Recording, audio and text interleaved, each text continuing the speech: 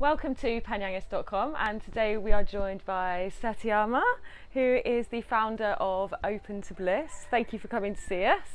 Pleasure, Emma. I'm happy to be here. Lovely. So shall we start with your Koh Phangan story? You've been here about 9 years, so how did it all begin? Well, I was already traveling the world on a spiritual path, I would say, for 5-6 years before landing here. And in those travels built up my repertoire with India and Costa Rica, Osho's teachings, a lot of meditation, yoga. I was already a yoga teacher. So when I actually discovered Koh Phangan, I had come from Bali, had broken up with a boyfriend, didn't know where to go, and landed on the Bay side and ended up living there. I wouldn't say I ended up falling in love, but definitely had an experience that left impact, and returned to Canada, came back, and I'm like, okay, I'm going to now live here, and went to Sri Tanu and discovered Ishi at Samakaruna, and then built the yoga teacher training programs from that time until COVID. What was Sri Tanu in particular like 9 years ago compared to how it is today? More hippie, cheaper, definitely less digital nomads and coffee shops. And also it had the influence of Agama. This was really peaking at that time, and so this was before all of the yoga schools actually popped up. So it was right in the time where like building is, I like to think that I land in places the right moment, the right time. So you were with Samakaruna, this quite well-known yoga school on Koh Phangan, from the beginning? From the time that it opened 6 months before, and then I joined it.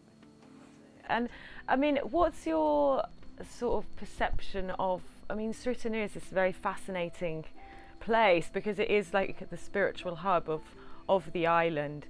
Do you have a sense of why this location is, apart from Agama choosing? Is there something in this location? Is it the energy? Is it the crystals? How do you feel about it?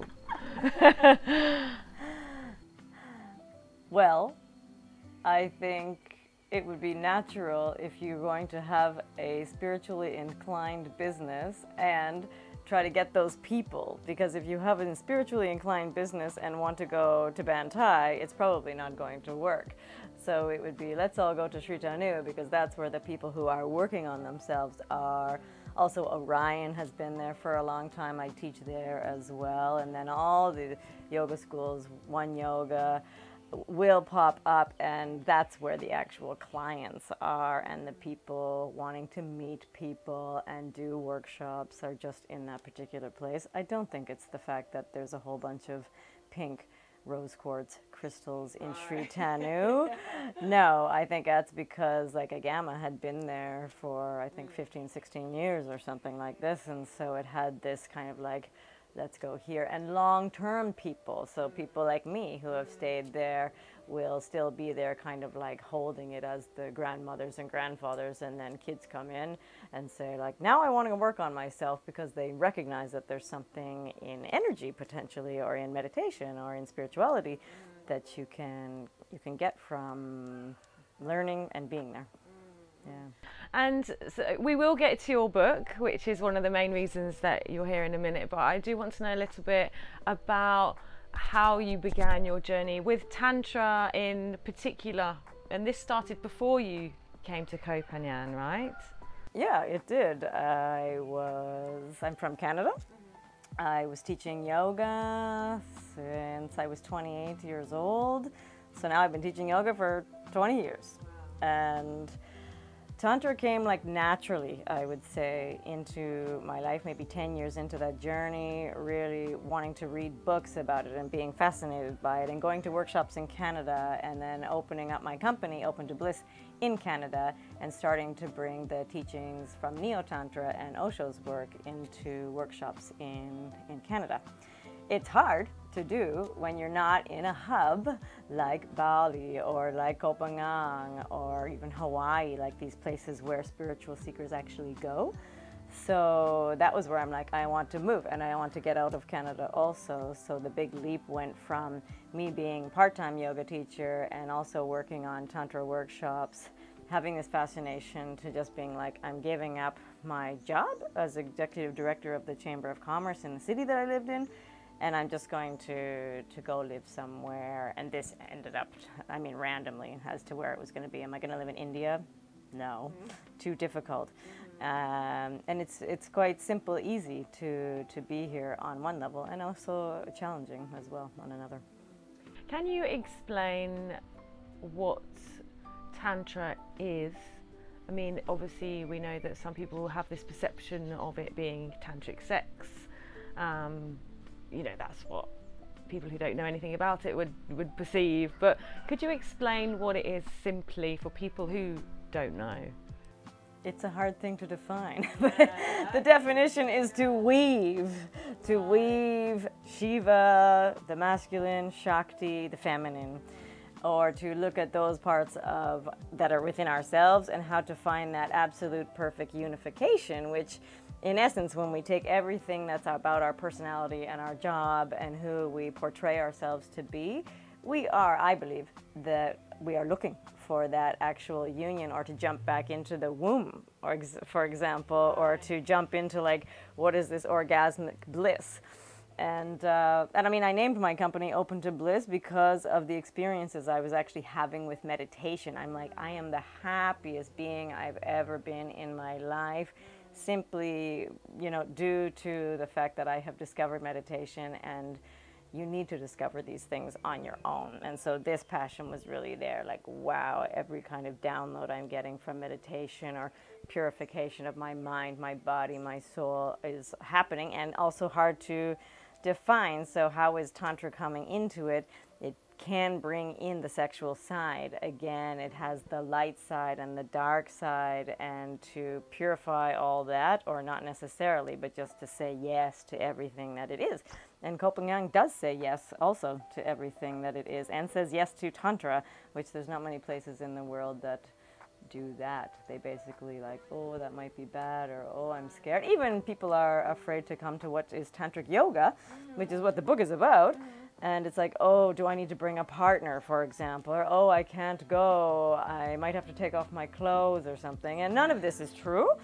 But it's really, I mean, I would say part of why I wrote the book, to kind of give some background, some reading. It's like, I know nothing about Tantra, tell me. And I don't want to discuss it all the time with people over dinner. That's a Sri Tanu conversation. So then I'll just say, here, read the book and maybe come to a workshop or meditate, and it'll come to you naturally. So the book is called, please correct me if I'm wrong, The Tao of Tantric Yoga? The Tao of Tantric Yoga. It's spelled with a T, but it's actually said with a D, which means the way. Okay, and I believe from our conversation before that I get this feeling that meditation is a huge part of it, but also Tantric Yoga is, what are the differences with Tantric Yoga compared to, say, Hatha Yoga or some normal yoga practice? All yoga's hatha. Tantric yoga, yeah, I mean, not to go into the whole philosophy of yoga, which is also in the book, but a big, huge topic, and so is Tantra. What was the question? How to go into... what is Tantric yoga? Yeah. Yeah, I mean, it's hatha yoga. Tantric yoga is hatha yoga. There's elements in my tantric yoga, as it's a system that I have defined and refined with years of teaching and Open to Bliss, that involve bringing in the sacred into yoga practice. So for the Western person, it's like, okay, we're doing these postures, these asanas, and then we say Om, and we have Shavasana.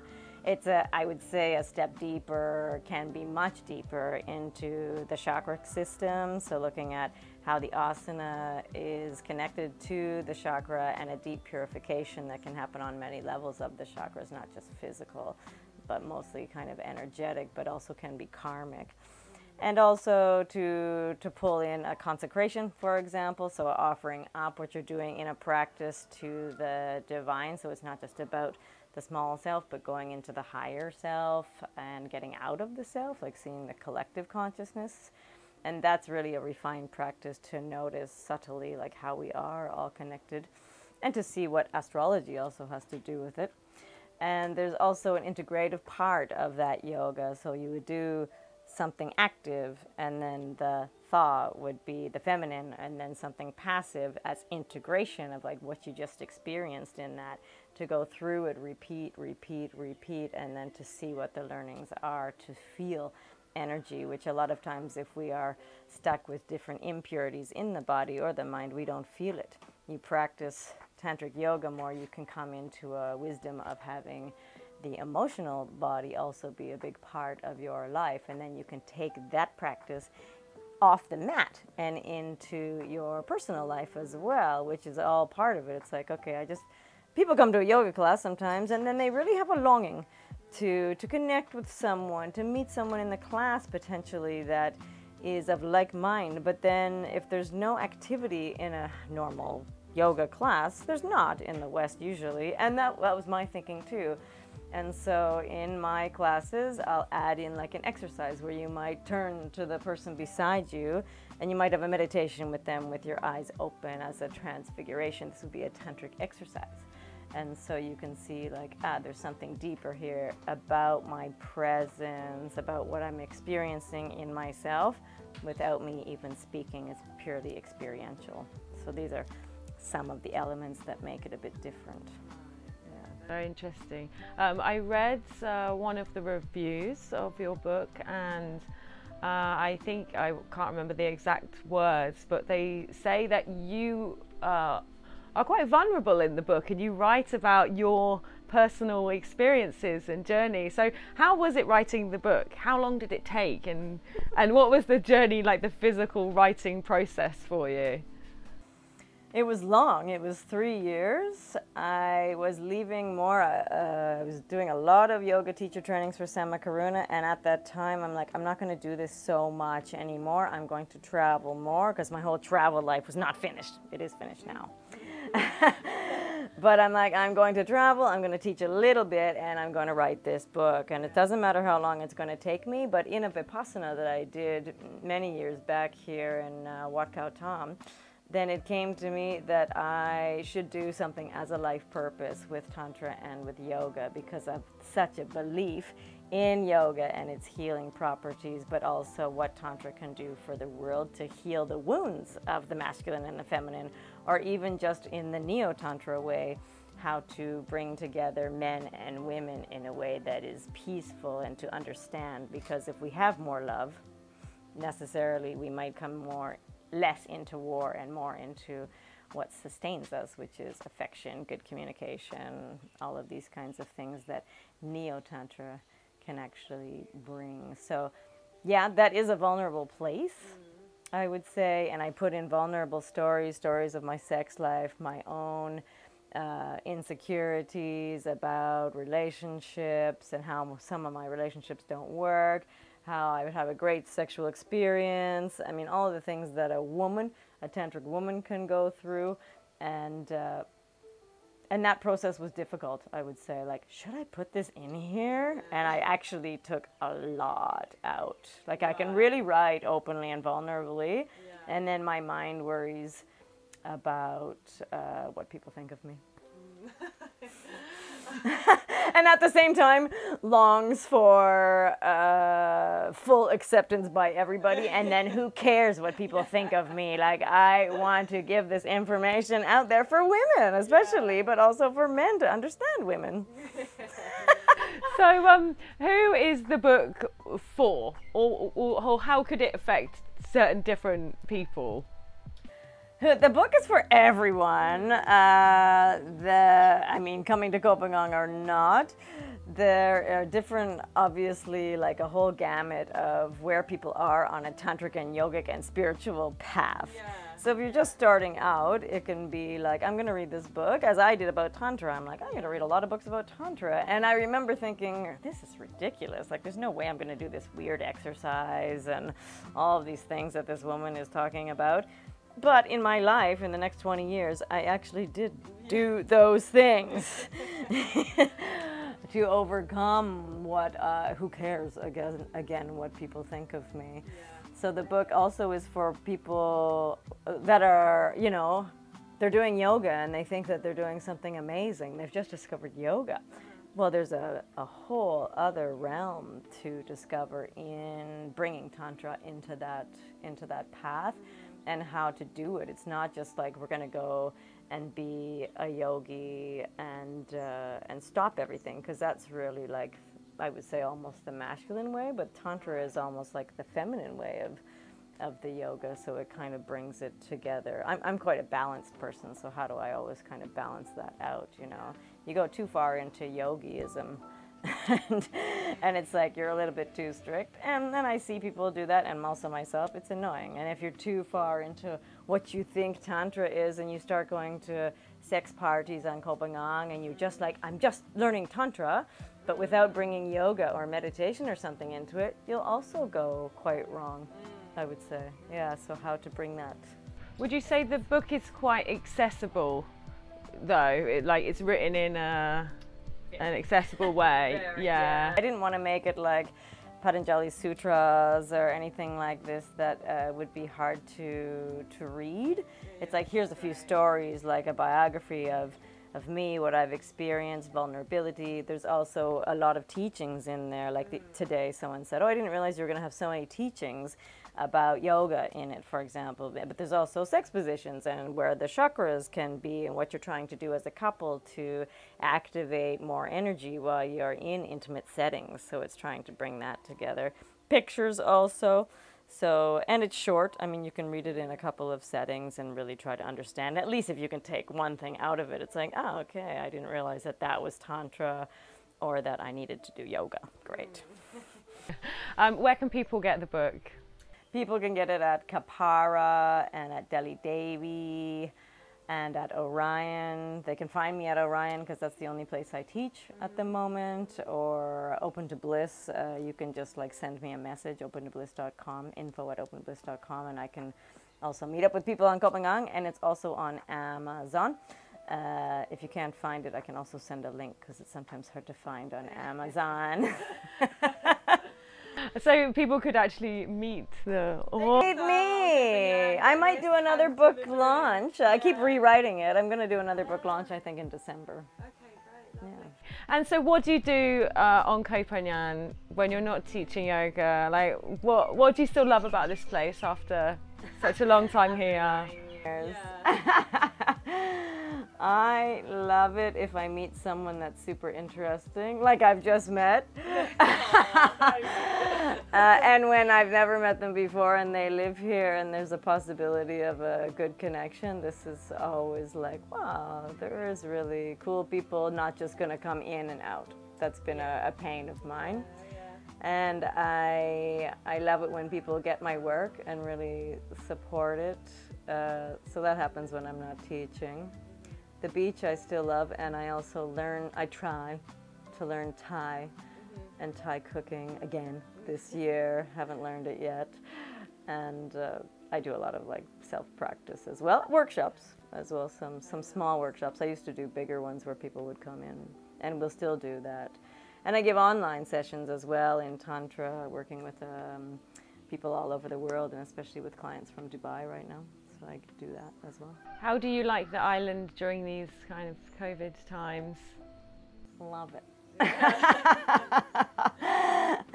Less and less people, great. There's always work for me. I also give a lot of specialty. It's in the book as well about Chi Nei Tsang. And I'm a massage therapist many years.